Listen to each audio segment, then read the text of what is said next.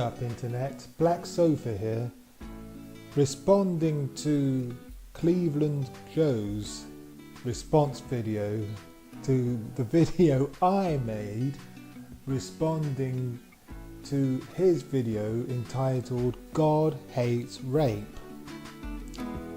And for some reason I can't seem to download the original video,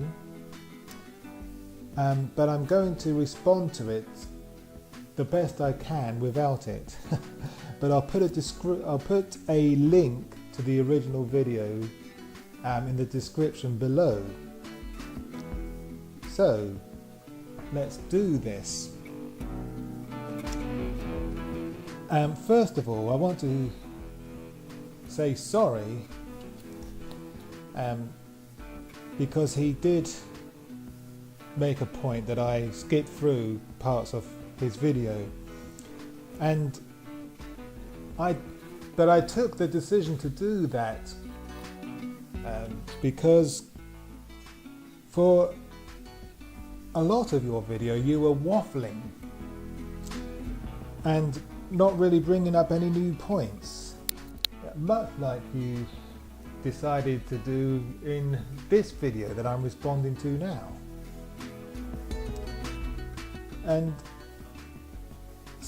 the second point I want to make is no, of course I don't think you used the term Democrats to persuade Democrats to come to your way of thinking, but you do want Democrats to come to your way of thinking, don't you?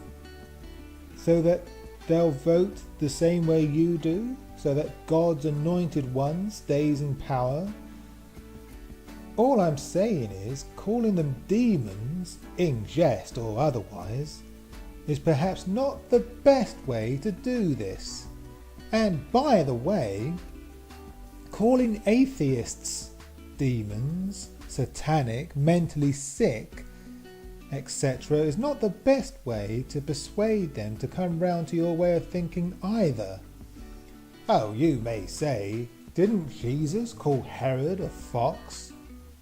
Didn't he call the Pharisees devils? Well, yes, I suppose he did. But that is how he spoke to corrupt leaders and religious hypocrites. But to sinners, the tax collectors, the innkeepers, the prostitutes, he showed patience, love, and compassion. Put it this way, I'm Zacchaeus up in the sycamore fig tree.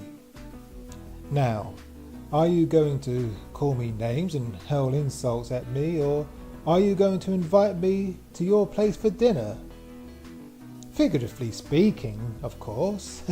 I'm across the North Atlantic from you, but you know what I mean. The next point I want to bring up is, yes, I do understand the importance of context when interpreting ancient texts, but my point is that God's message to all humankind for all generations shouldn't need interpretation. You say that anyone with wisdom can understand the Bible, but how do you measure wisdom? I like to think that over the years I have acquired wisdom in certain areas, but I admit that I still lack wisdom in others. People who are wiser than I am in the areas where I lack wisdom may consider me unwise, but I may consider them to be unwise if they lack wisdom in the areas that I consider important. Wisdom is very subjective, but none of this matters. You see, you seem to be saying that people who lack wisdom need people who have wisdom, like yourself, to explain the Bible to us.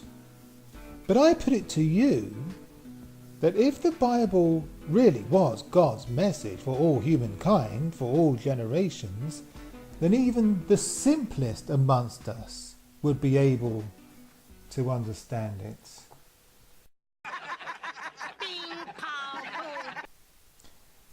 The NIV is satanic. Really? Well, I don't believe in Satan, but okay, I guess that's your way of saying that you don't like the NIV for whatever reason. Actually, I was reading from the New Living Waters translation, which is probably even more satanic as far as you're concerned. But that is beside the point. This is the no true Scotsman's fallacy. No true Christian would read anything but the King James Version. As far as you're concerned, you do know that King James was a homosexual, don't you?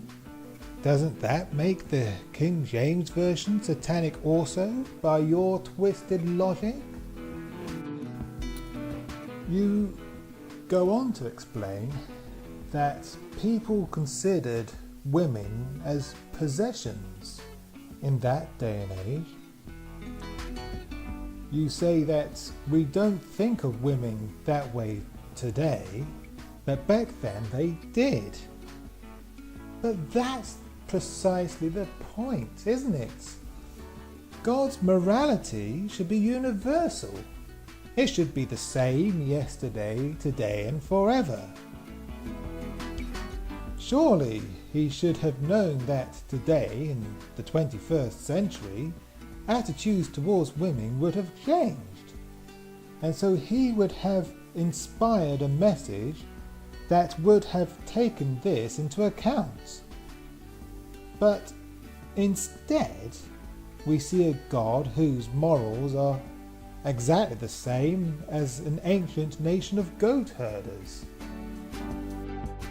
Now, I want to talk about this Hebrew word, taufas, which you claim does not mean to rape, but I beg to differ.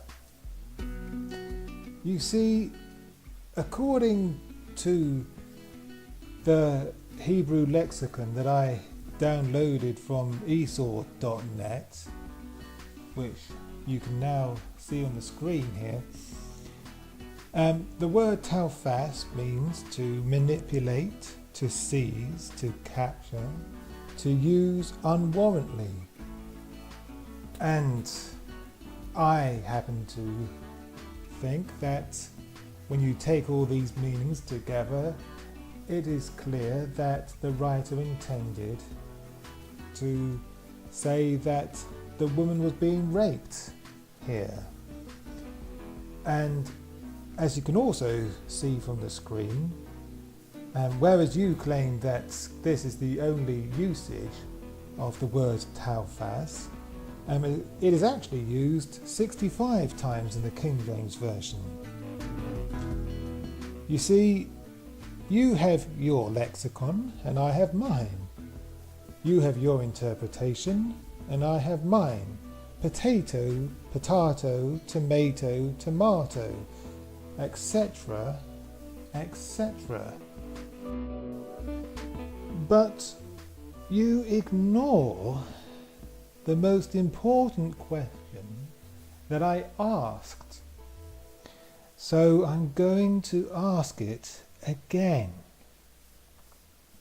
If God hates rape as much as you claim, then why not include it in the 10 Commandments? Or the 11 Commandments with this one included? Because if he had included a clear commandment, you shall not rape, then there would be no need for all this long, convoluted Bible study bringing in all the historical context and the Hebrew, etc. All God had to do was include the command, "You shall not rape." Simples. But apparently it was beyond God to include such a simple command.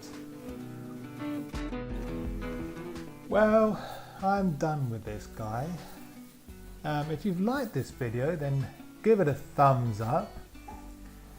And if you're new here, and you'd like to see more videos like this one, then do subscribe and hit the bell icon so that you never miss another video. And as always, thanks for watching.